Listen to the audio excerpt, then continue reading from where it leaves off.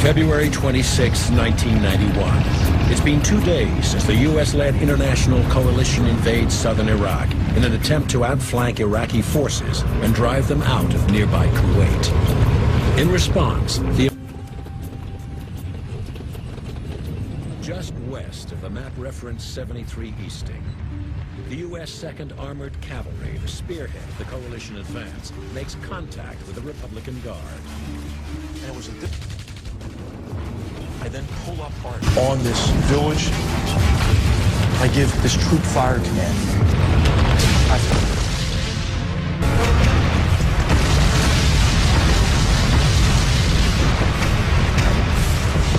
Now we get the word, continue your move to the east. That means positioning the Abrams tanks in a rolling wedge, with the more vulnerable Bradley fighting vehicles tucked in behind for protection. This formation places McMaster's big guns forward, ready for whatever lies ahead. So my tank comes up over that crest. And again, remember, it's a sandstorm, right? You can't see very far, but it is if the sandstorm just lifted. I mean, as soon as we came over that ridge, it was some weird environmental factor, but it was like a curtain lifting. They were deployed in and fire control systems of the U.S. M1 tanks, which made their thinking entirely obsolete. I could see 8 enemy tanks in defensive positions, and I said, fire. That fireball blew, and then ultimately there's a secondary explosion that blows the turret off that tank. My gunner traverses left, hits another tank.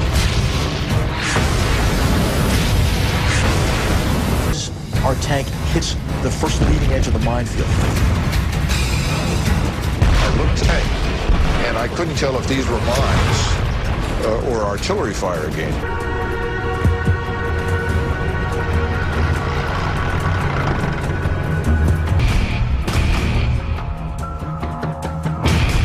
These were manual T-72s, the poor Republican Guard. Then all of a sudden, my tank went into a minefield. As we were coming out of the minefield, we had a couple of tanks to our front. It was, sir, I got tanks to my front. And I'm looking at the tank that we're about to take under fire, and we swung to the next one and fired. And in the meantime,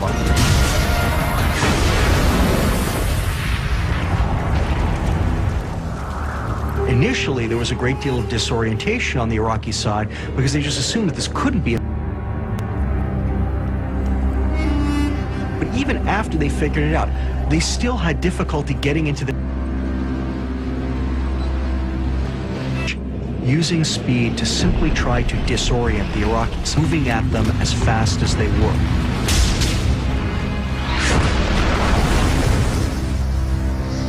It's a tactic developed by General Erwin Rommel, the great World War II German tank commander. And the M1A1 Abrams is ideally suited for this kind of warfare. Bumps and firing.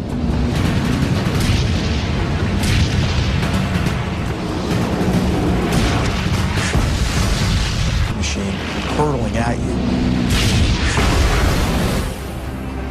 I think this is the blow from which the enemy could never really recover. We were now on top of their command post, and we entered their reserve position. And just in like typical Soviet doctrine, they had put their tank reserve like a coil, but we moved too fast. They couldn't get out close range. And just big hunks of metal loose. And then the rest of our tanks came up, and we destroyed these tanks in their assembly area.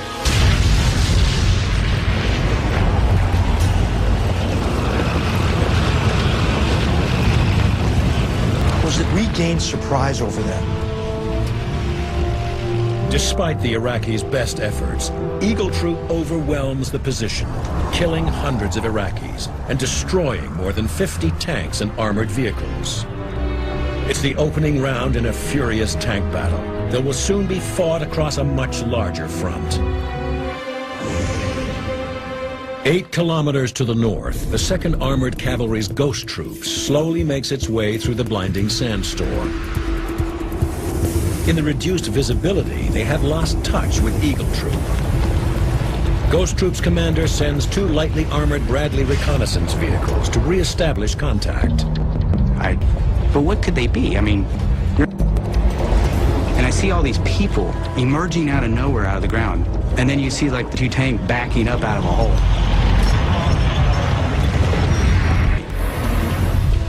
Now I'm seeing a lot of